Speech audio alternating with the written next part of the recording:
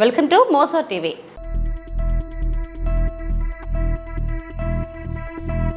వైఎస్ఆర్సీపీ మాజీ ఎంపీ రెడ్డప్ప ఇంటిపై టీడీపీ రాళ్ల దాడి.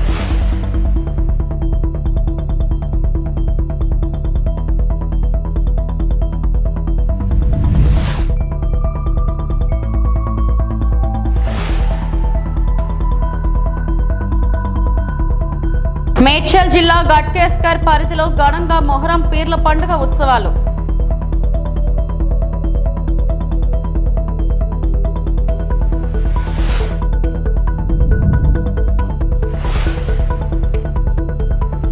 ద్విచక్ర వాహనాలను దొంగలించి అంతర్రాష్ట్ర దొంగను అరెస్టు చేసిన కాణిపాకం పోలీసులు.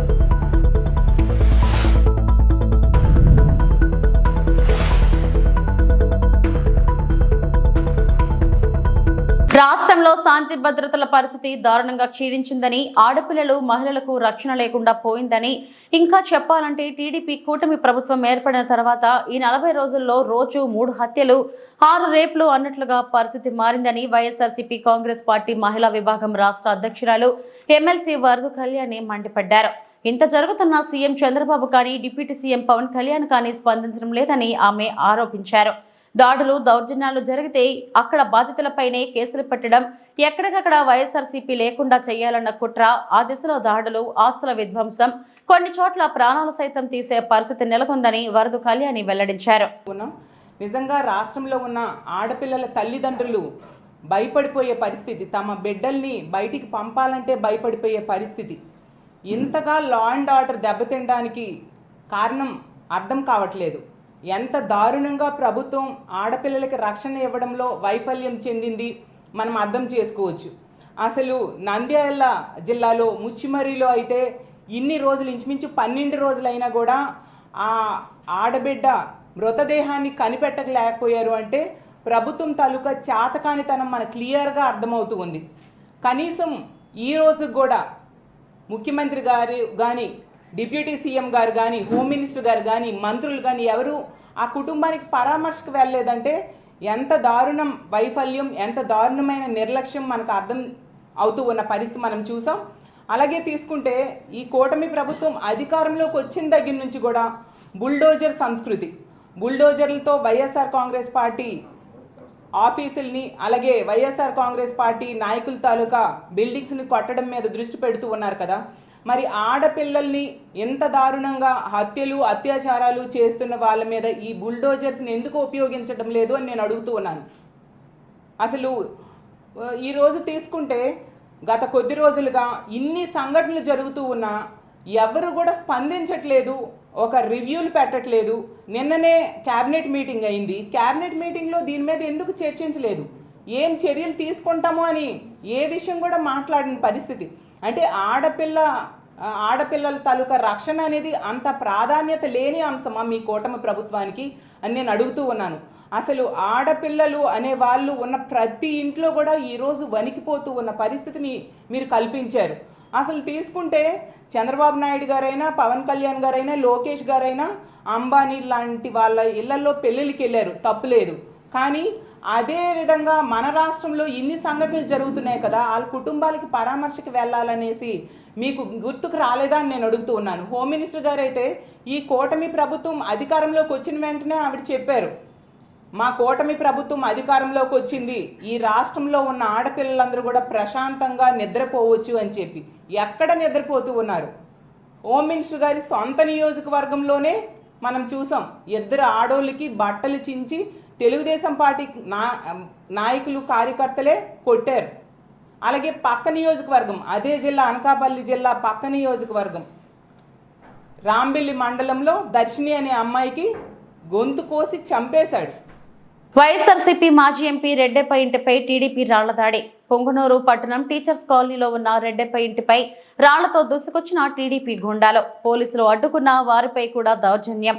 ఎంపీ మిథున్ రెడ్డి రాకతో మరింత రెచ్చిపోయిన టీడీపీ శ్రేణులు. రాష్ట్ర వ్యాప్తంగా దాడుల సంస్కృతిని వెనుకుండి ప్రోత్సహిస్తున్న టీడీపీ నాయకులు.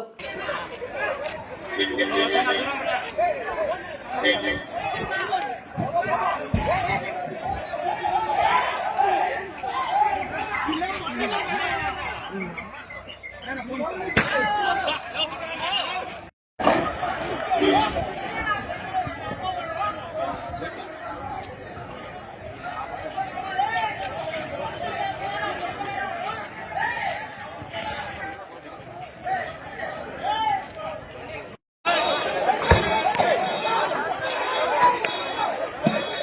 పార్టీ కార్యకర్తలకు అదేవిధంగా నాయకులకు అండగా ఉండే విధంగా అదేవిధంగా ప్రజా సమస్యలు కూడా పరిష్కరించే దాంట్లో భాగంగా ఈరోజు పుంగనూరు పట్టణానికి రావడం జరిగింది. అదేవిధంగా ఈరోజు అందరిని కూడా కలుసుకొని ఏ సమస్యలు ఉన్నా కూడా వాటి అన్నింటినీ కూడా ఒక ఎంపీగా పరిష్కరించే విధంగా కూడా కృషి చేస్తానని చెప్పి కూడా తెలియజేస్తాను. రాష్ట్రంలో మనం వినుకొండలో చూసాము, ఇది వరకు కూడా చూసాము. వినుకొండలో పట్టపగులే 2 చేతులు నరికేసి మెడ నరికేసి ఒక వైఎస్ఆర్సీపీ నాయకుడిని ఏ విధంగా చంపారో ఈ రోజు అందరూ కూడా చూసాము. చాలా దారుణమైన విషయం. అదేవిధంగా ఈ రోజు ప్రతి నియోజకవర్గంలో కూడా ఈరోజు ఇల్లులు కొట్టేయడము, కార్యకర్తల పైన దాడులు చేయడము, వాళ్ళు కేసులు పెట్టాలని పోతే మరీ తిరిగి వాళ్ళపైన కేసులు పెట్టించడము, ప్రభుత్వ ఆస్తులన్నీ ధ్వంసం చేయడము, ఇవన్నీ కూడా ఒక చెడ్డ ఒరవడిగా ఈరోజు తీసుకురావడం జరిగింది తెలుగుదేశం పార్టీ. ఇది సరైన పద్ధతి కాదు. ఎప్పుడు కూడా ఎవరు కూడా శాశ్వతంగా అధికారంలో ఉండే పరిస్థితి ఉండదు. కానీ ఇలాంటి వాటికి బీజం వేస్తే రేపు పరిస్థితులు దారుణంగా మళ్లీ ఈ ఫ్యాక్షన్ గొడవలు మళ్లీ ఒకప్పుడు ఆంధ్రప్రదేశ్ లో ఎంత ఘోరంగా ఉండిందో ఫ్యాక్షన్ గొడవలు ఇవన్నీ కూడా ఆ విధంగా దారితీసే పరిస్థితులు ఉన్నాయి. ఇలాంటివన్నీ లేకుండా కూడా శాంతియుతంగా ఈ రోజు పరిపాలన జరపాలని చెప్పి కూడా నేను తెలుగుదేశం పార్టీకి నేను కోరుతా ఉన్నాను. ఎందుకంటే ఈ విధంగా చేస్తే ఎప్పుడు కూడా కాలం ఒకే విధంగా ఉండదు. ఖచ్చితంగా మార్పులు ఉంటాయి. ఆ రోజు మళ్ళీ అందరూ కూడా మీ పార్టీ వాళ్ళు కూడా ఇవన్నీ కూడా చదువు చూడాల్సి వస్తుంది. ఇవన్నీ కూడా ఒక మంచి సంస్కృతి కాదని చెప్పి కూడా నేను తెలియజేస్తాను. వినుకొండ వైసీపీ మైనారిటీ సెల్ నేత షేక్ జిలానీ వైసీపీలో తిరిగే షేక్ రఫీద్ను వ్యక్తిగత కక్షలతో దాడి చేసి చంపేశాడు. పల్నాడులో శాంతి భద్రతలు విఘాతం కలిగిస్తే కఠినమైన చర్యలు తీసుకుంటామని హెచ్చరించిన పల్నాడు ఎస్పీ. తనకి రషీద్ అనే వ్యక్తికి ఉన్నటువంటి వ్యక్తిగత కక్షల వల్ల రషీద్ అనే వ్యక్తిని నరికి చంపడం జరిగింది. ఇటువంటి చర్యలు ఏమైనా కూడా ఎక్కడైనా ఏదైనా రిపీట్ అయితే చట్టపరంగా చాలా కఠినమైనటువంటి చర్యలు తీసుకోవడం జరుగుతుంది. ఎవరైనా వీటిని ఎక్కడైనా ప్రోత్సహించినా కూడా వాళ్ళు కూడా చట్టపరంగా తీసుకునే చర్యలకి బాధ్యులవుతారు. రేపు పట్టణంలో కూడా అందరూ ప్రజలందరికీ కూడా ఈ విషయాన్ని తెలియజేస్తున్నాము. అందరూ సంయమనం పాటించాలి. ఎటువంటి నేర చరిత్ర ఇకపై కనబడినా కూడా అది ఉపేక్షించడం జరగదు. దీన్ని గమనించమని పోలీస్ నుంచి ఒక హెచ్చరిక అయితే ఖచ్చితంగా చేస్తున్నాము. దీన్ని ఖచ్చితంగా గమనించాల్సిన అవసరం కూడా అందరికీ ఉందని కూడా తెలియజేస్తున్నాం. 144 సెక్షన్ కూడా అది అమల్లోకి తీసుకుంటున్నాం. అక్కడ ఎవరు ఎటువంటి శాంతి భద్రతల విఘాతం కలిగించినా కూడా కఠినమైనటువంటి చర్యలు తీసుకుంటాం. తిరుపతి జిల్లా దొరవారి సత్రం మండలంలో 8 ఏళ్ల బాలిక అత్యాచారం హత్య ఘటన మరొక ముందే అదే జిల్లాలో మరో ఘటనతో భయాందోళనలో జిల్లా ప్రజలు.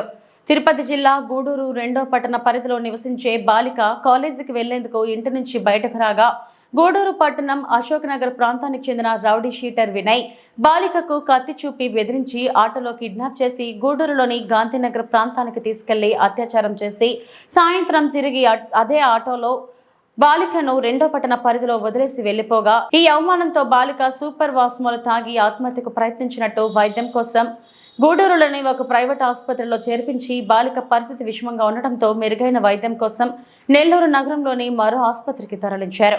ఈ ఘటనపై 2వ పట్టణ పరిధిలో కేసు నమోదైంది. పోలీసులు దర్యాప్తు చేపట్టారు.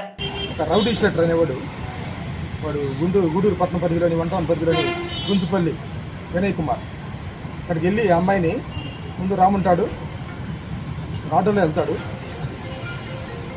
అమ్మాయి చెప్పే పరిణామంలో ఆటోలో వెళ్ళి అక్కడ రాముంటే రాదు, లేకపోతే నేను ప్రేమిస్తున్నాను చెప్తాను. అంతకుముందు వార్నింగ్ ఇవ్వడం జరిగింది 2 years బ్యాక్. మళ్ళీ వార్నింగ్ ఇస్తే అప్పటి నుంచి లేదు. మళ్ళీ నెక్స్ట్డే ఆడు కాలేజీ వద్దకు వెళ్ళి అమ్మాయిని బలవంతంగా ఎక్కించుకోవడం ఆటోలో ఎక్కించుకొని లేకపోతే మీ వాళ్ళని బెదిరిస్తానికి చంపేస్తానికి బెదిరించడం జరిగిందని చెప్పి అమ్మాయి చూస్తుంది. తర్వాత అదే గూడూరు 2 టౌన్ పరిధిలో గాంధీనగర్ పరిధిలో నిర్మానుష్యంగా ఉన్న కొన్ని ఇళ్ళు వదిలేసిన ఇళ్ళు ఉన్నాయి. అక్కడికి తీసుకెళ్ళడం జరిగింది. కొంచెంసేపు అమ్మాయిని రిక్వెస్ట్ చేశాడు, బతిమలాడాడు, బెదిరించాడు. ఇది జరిగి లాస్ట్కి అమ్మాయిని అత్యాచారం చేయడం జరిగింది. ఆ అమ్మాయి ఇంటికి వచ్చి చెప్పకుండా లైజాల్ అంటే మన క్లీన్ చేసుకుంటాం కదా, ఫ్లోర్ క్లీన్ చేసుకునే కానీ ఇంట్లో తాగడం జరిగింది భయంతో. తర్వాత దాన్ని వామిటింగ్ వస్తుంటే అప్పుడు తల్లిదండ్రులు అడిగితే అప్పుడు చెప్తుంది జరిగిందని. దాని మీద ఆ అమ్మాయి మీద అత్యాచారం చేసిన వినయ్ కుమార్ మీద కేసు రిజిస్టర్ చేయడం జరిగింది. అతను కూడా రెండు పార్టీలు మనం క్యాచింగ్ కోసం పెట్టడం జరిగింది. దీని మీద కూడా చాలా సీరియస్ యాక్షన్ మా ఎస్పీ గారు చెప్పారు. ఆ సారు చాలా సీరియస్ యాక్షన్ తీసుకోవడం జరుగుతుంది. వారిని ఎట్టి పరిస్థితుల్లో వదలం. ఇలాంటి ఆడపిల్లల మీద అగాత్యాలు ఈ జరిగితే మటుకి ఏ ఒక్కరికైనా అందరూ మిగతా వాళ్ళకు కూడా రిమైనింగ్ పీపుల్ కూడా షీట్లు ఓపెన్ చేయడం జరుగుతుంది. చిన్నపిల్లల మీద మరి జరిగితే మటుకి ప్రత్యేక కోర్టులతో వారిని యాజ్ ఎర్లీ యాజ్ పాసిబుల్ వాళ్ళ మీద ఛార్జ్ షీట్ ఫైల్ చేయడం, మన ఫోరెన్సిక్ సంబంధించిన ల్యాబులకు కూడా సంబంధించిన ఇన్ఫర్మేషన్ కూడా తీసుకోవడం, ఇమీడియట్గా ఛార్జ్ షీట్ ఫైల్ చేసి శిక్షలు వేధించే విధంగా కూడా చర్యలు తీసుకోమని చెప్పి పైనుంచి అధికారులు మాకు తెలియపరిచారు. ఆ విధంగా చేస్తాము. వారి మీద సీట్లు కూడా ఓపెన్ చేయడం జరిగింది. ఇంకా 2 కేసులో ఇన్వాల్వ్ అయ్యి పీడీ యాక్ట్ కూడా వాళ్ళ మీద ఇంప్లిమెంట్ చేస్తాము. అందువల్ల ఇలాంటి ఆడపిల్లల మీద అఘాయిత్యాలు జరిగినప్పటికీ చాలా సీరియస్గా మీ యాక్షన్ తీసుకోమని చెప్పి మా పై అధికారుల నుంచి అధికారులు ఆదేశాలు ఇవ్వడమైంది. అందువల్ల జాగ్రత్తగా ఎవరి పని వాళ్ళు చేసుకోవాలి తప్పితే ఆడపిల్లల జోలికి వెళ్ళి వాళ్ళ జీవితాలు నాశనం చేసుకుని పడైపోవద్దని చెప్పి మీ ద్వారా యువతకి హెచ్చరిస్తున్నాను. బంజారా సోదరులతో నాకు 4 ఏళ్ల అనుబంధం. గట్కేస్కర్ మున్సిపల్ 2వ వార్డ్ కౌన్సిలర్ కొమ్మగోని రమాదేవి మైపాల్ గౌడ్ పోయిన మంగళవారం బంజారా సోదరులు శీతల పండుగ చేసుకున్నారు. నిన్నటి రోజున మున్సిపాలిటీ సిబ్బంది బంజారా సోదరులు ఏర్పాటు చేసుకున్న దేవతా విగ్రహాలు తొలగించినట్టు నాకు తెలిసిందే. ఆ తొలగింపునకు నాకు ఎలాంటి సంబంధం లేదు. రాజకీయ ఎదుగుదలను ఓర్వలేని ఎవరో దురుద్దేశంతో నాపై ఫిర్యాదు చేయించారు. బంజారా సోదరులు వాస్తవాలు తెలుసుకోవాలని నేను కోరుకుంటున్నా.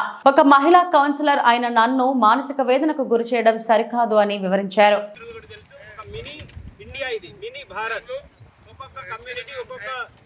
ఒక్కొక్క ప్రదేశం నుంచి ఇక్కడ సెటిల్ అయిన ఉన్నారు.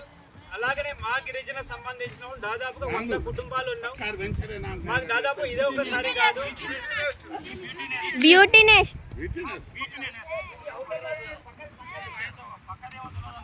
ఇదే కాదు మొదటిసారి కాదు. దాదాపుగా గత 4 సంవత్సరాల నుండి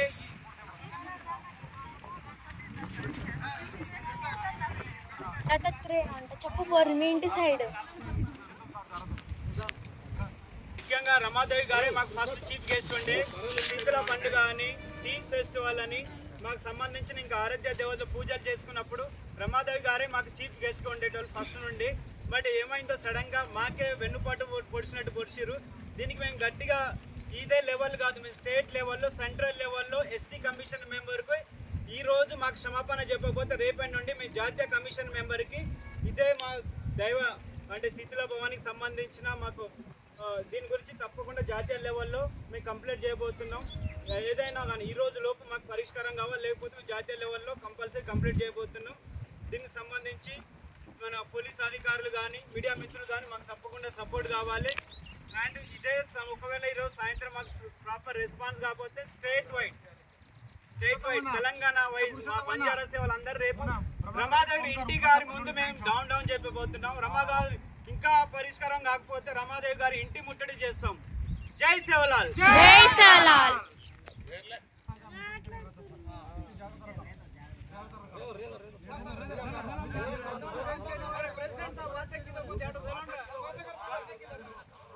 సోదరులు సోదరీమణులకు నాదొక మాట చెప్పదలుచుకున్నా.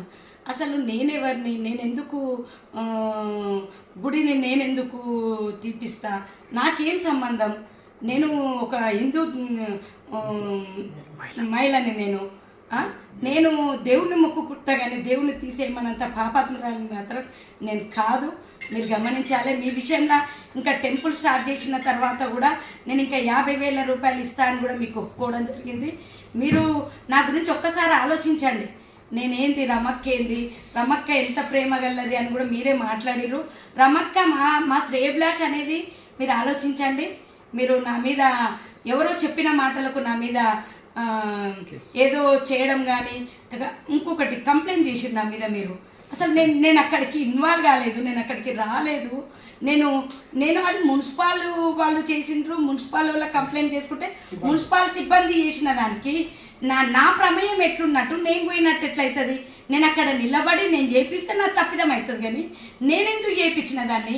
నా మీద ఎందుకు ఈ రకంగా రాజకీయ నాయకులు నా మీద మీకు ఏం చెప్తుర్రో ఏం చేస్తుర్రో అవన్నీ మాటలిని ఒక నాలాంటి ఒక సేవ చేసే మహిళను మీరు దూరం చేసుకోకండి. నేను ఎప్పటికీ మీ దాన్ని, మీరు నా మనుషులు. నేను 100% మిమ్మల్ని నా నుంచి దూరం చేయాలనే ఉద్దేశంతో రాజకీయ కక్ష చేస్తున్నారు. దీన్ని గమనించుకొని మీరు తెలుసుకోండి. సరే, నా మీద కంప్లైంట్ చేశారు, అయినా కూడా నాకేం కోపం లేదు మీ పైన. ఎందుకంటే చట్టం తన పని తను చేసుకుంటూ పోతుంది. సరే, నా తప్పు ఉంటే నన్ను దండిస్తుంది.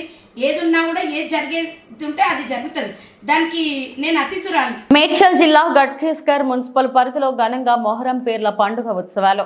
ఈ ఉత్సవాల్లో మున్సిపల్ వైస్ చైర్మన్ పలుకుల మాధవరెడ్డి, 4వ వార్డ్ కౌన్సిలర్ బండారి ఆంజనేయులు గౌడ్ పాల్గొని మాట్లాడుతూ కుల మతాలకు అతీతంగా జరుపుకునే పండుగ మొహమ్మదీల ప్రధాన పర్వదినాలలో మొహరం ముఖ్యమైనదని, ధర్మ యుద్ధంలో ప్రాణాలు కోల్పోయిన వీరులకు ప్రత్యేకంగా అలంకరించి ఊరేగించి పూజించే పండుగ అని పేర్కొన్నారు.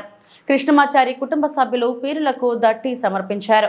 అనంతరం జామియా మసీద్ వద్ద షర్బత్ పంపిణీ నిర్వహించారు. మసీద్ కమిటీ మెంబర్లు అన్నూబాయ్, నబీ, రాజ్, షకీల్, ఆయహబు, కుత్బుద్దీన్, ఫారూక్, ఖలీల్, జామూరుద్దీన్ తదితరులు పాల్గొన్నారు.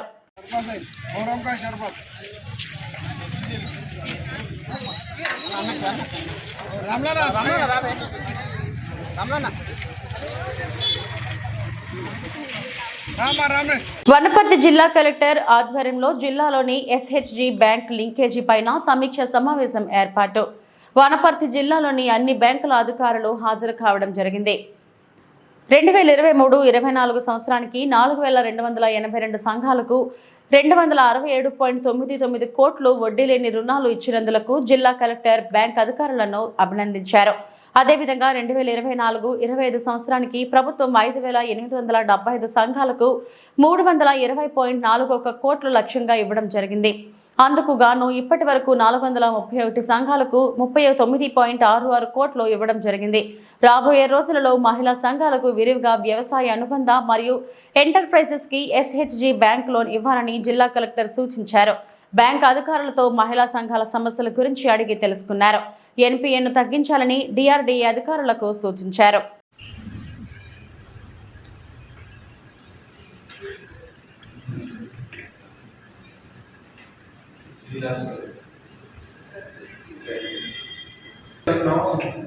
మన మొత్తం టార్గెట్ 32,000 crores ఉంది. దీనిలో అచీవ్మెంట్స్ ఉంది 3,900 crores. After this beneficiary identification and the management is complete, these beneficiaries will be approaching your banks for loans. As was said earlier, our NPA rate is very low, 1.8%. So I don't think there should be any problem in disbursing loans to SHGs. ఏమైనా డాక్యుమెంట్స్లో ఏమైనా అంటే shortage ఉన్నారు or some correction is needed, you can please inform them and they will correct it. In the basically targets which are targets for micro enterprises, the dairy outlet, dairy units, dairy farmers, animal husbandry, PM units. ఇలా చాలా schemes ఉన్నాయి. For that,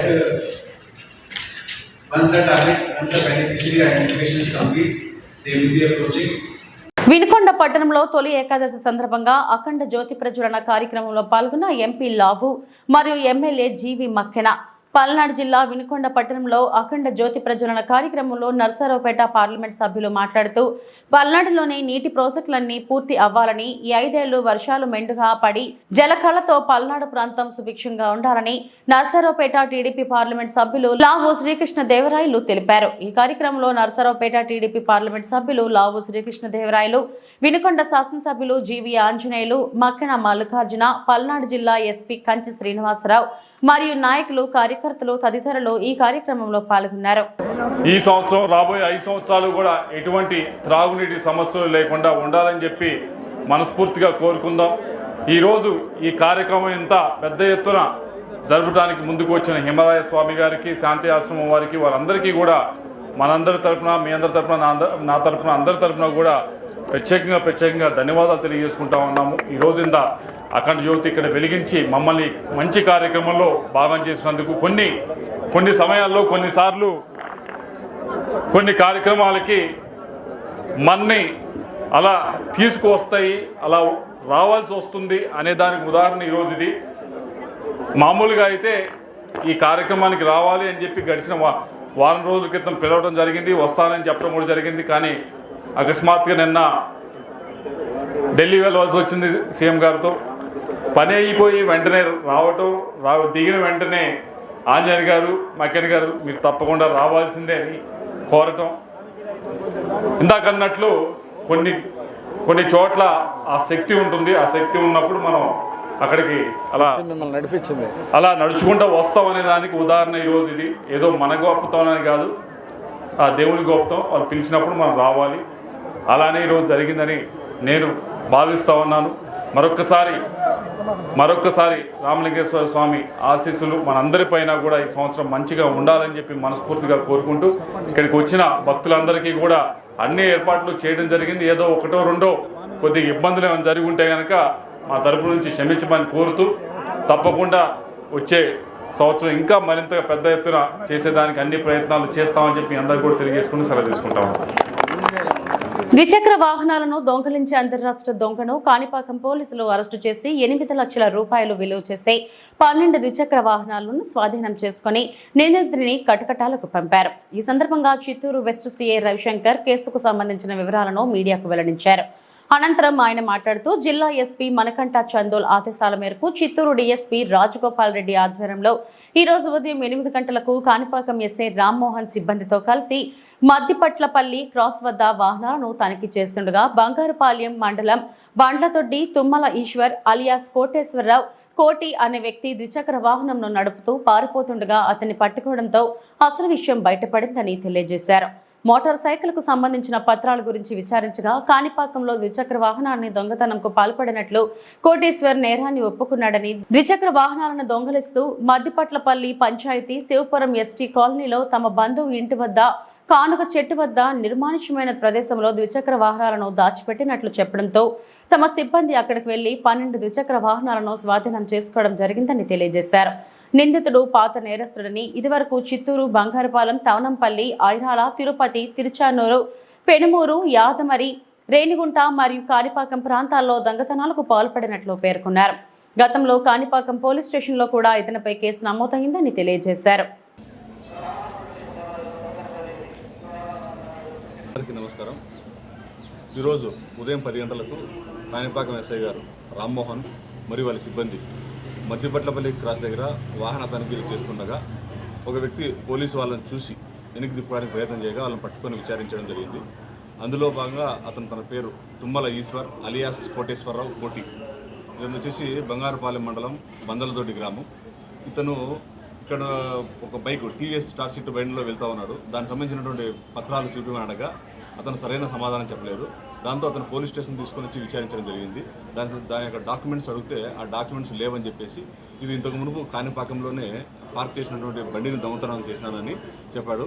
అదేవిధంగా ఇంకా interrogation చేస్తే గత 2-3 నెలల నుంచి అతను గత 5-6 మండలాల్లో అంటే చిత్తూరు, తర్వాత పెనుమూరు కానీ, యాదమర్రి, తవనంపల్లి, కాణిపాకము, తిరుచానూరు, తిరుపతి ఇట్లా అన్ని చోట్ల కూడా ఈ చెడు వ్యసనాలకు అలవాటు పడి అంటే మద్యానికి బానిసై డబ్బులు అవసరమై ఇట్లా చిన్న దొంగతనాలు చేసుకుంటా వాటిని అమ్ముకొని ఈ విధంగా జీవనం చేస్తూ ఉన్నాడు.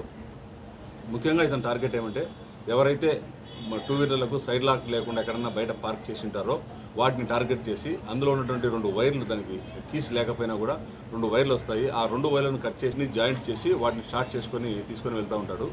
వీటిని ఎవరికి ఒక చోట కాకుండా ఎవరికైనా సరే 1000-1500కు తక్కువ రేటుకు అతనికి తాగడానికి డబ్బులు కావాలి కాబట్టి తక్కువ రేటుకి ఎవరికైనా సరే వాటిని అమ్మడము, వాటి సొమ్ము చేసుకోవడం, దాని ద్వారా తాగి ఇట్లా జీవనోపాధి చేసుకుంటూ ఉన్నాడు. ఆ విధంగా ఇంట్రాగేషన్లో భాగంగా మద్దిపట్ల పంచాయతీలోనే శివరాంపురం అనే ఒక ఎస్టీ కాలనీ ఉంది. అక్కడ వాళ్ళకి తెలిసిన దూర బంధువులు ఉన్నారు. అప్పుడప్పుడు వచ్చి పోతూ ఉండడము, తర్వాత అక్కడ వాళ్ళ ఇంటి వెనుక వైపు కంప చెట్లు ఉండడము, ఈ కంప చెట్లలో కన్నా మనం వెహికల్స్ అన్ని దాచుకుంటే ఎవరు కూడా చూడలేరు అని ఒక ప్లేస్ అతను సెలెక్ట్ చేసుకుని చుట్టుపక్కల అన్ని చోట్ల దొంగతనం చేసినటువంటి బండ్లు ఏదైతే ఉన్నాయో బండ్లన్నీ కూడా తీసుకొని వచ్చి ఆ కంప చెట్లలో పెట్టుకొని ఏదైనా సరే. ఈ వార్తలో ఇంతటితో సమాప్తం. నమస్తే.